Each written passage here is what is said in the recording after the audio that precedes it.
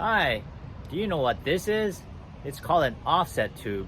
In this video, I'll show you how to use this tool in 3 different ways to eliminate premature string breakage. All right, let's go inside. I first heard about the offset tube about 6 years ago. It was on the International Alliance of Racquet Technicians website, and I read an article written by Tim Strawn, the executive director, about this tool.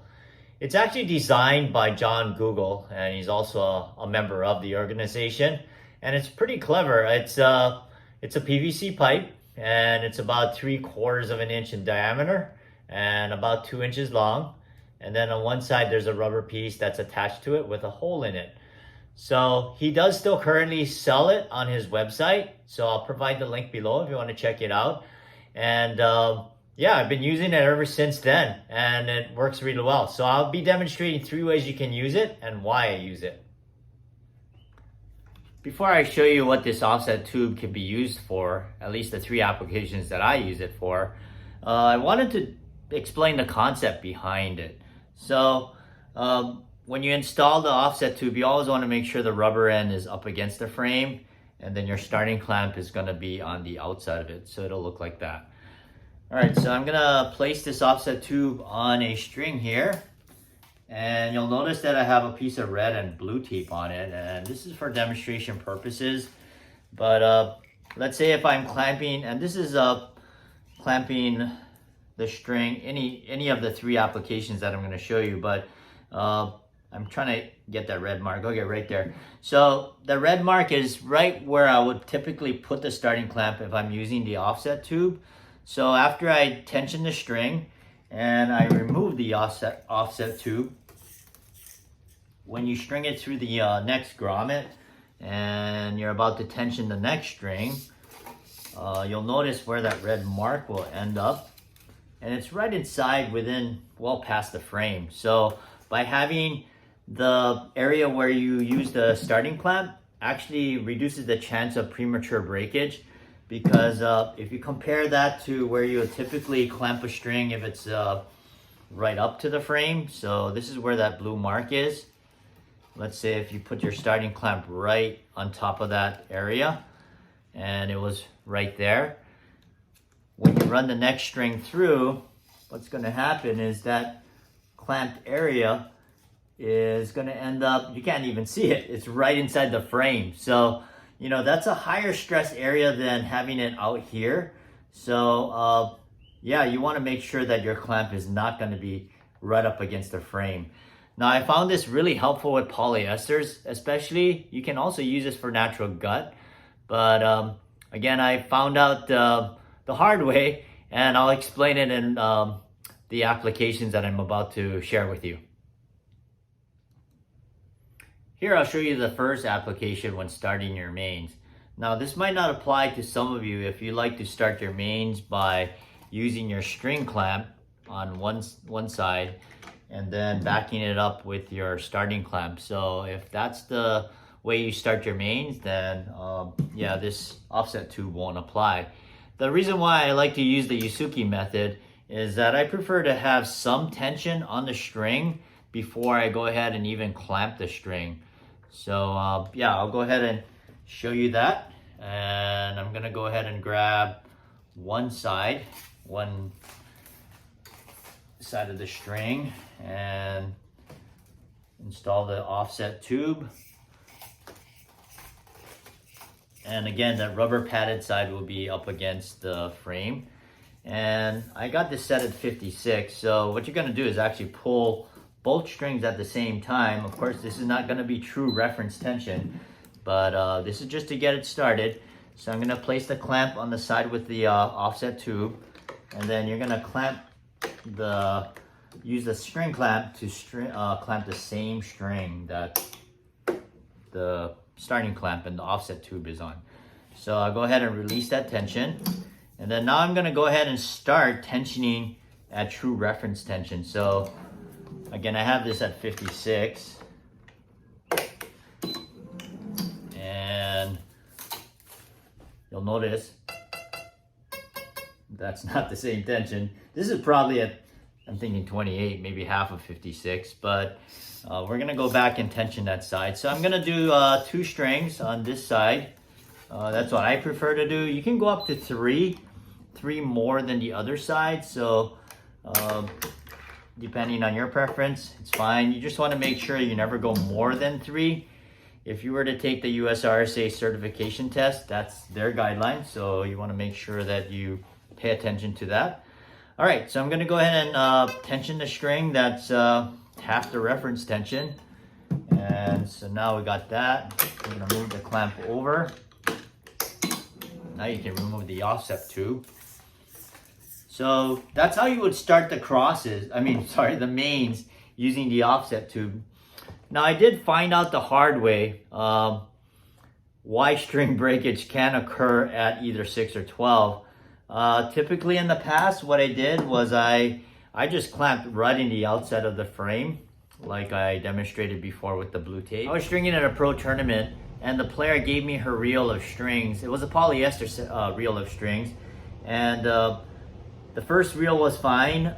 Then when she gave me the second reel, I was stringing it, and it was coming back like within a set, and it was breaking right at 6 o'clock. We're trying to figure out what was causing that. So I went ahead and just put my clamp instead on the outside. I put the starting clamp on the inside and started the first main. This was without the Yusuki method, and it was still breaking. So, I was literally stringing her racket before the set was even over, and she got through it. In fact, she won the tournament. But yeah, if I had the offset tube, I think that wouldn't have been an issue, but I really think that second reel was defective. In this second application, I'll show you how to use the offset tube in the around the world stringing technique. So in this one tournament I was stringing, the player requested for 1 piece when he was using polyester. So his mains did end up at the bottom.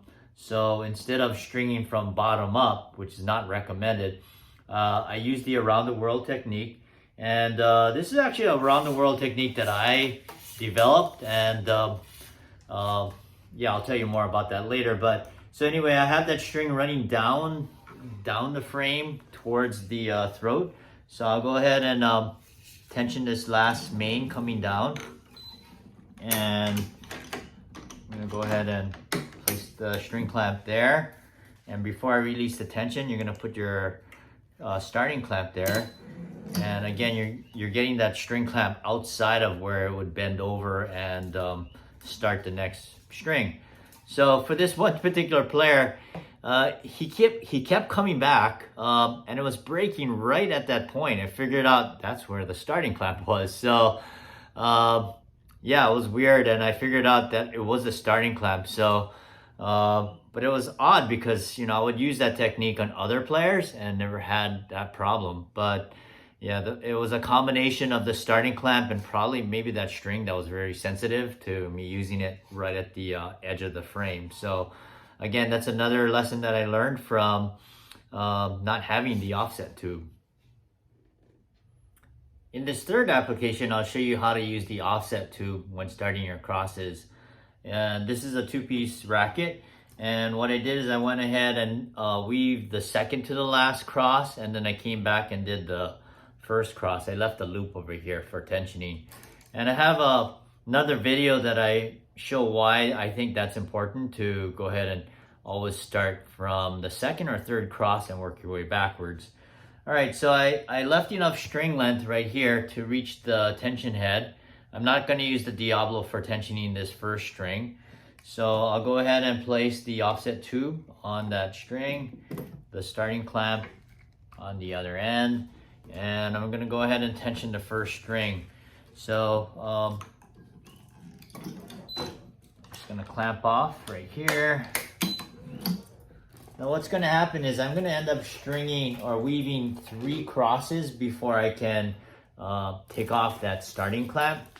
And the reason for that, well, you'll probably figure out as you use this, is that you have to have this clamp free to be able to clamp that string. So I'll go ahead and weave the third and, weave and tension the third string. And then I'll show you when to move that clamp over. All right, so I'm leaving the loop here so I can tension the second cross. And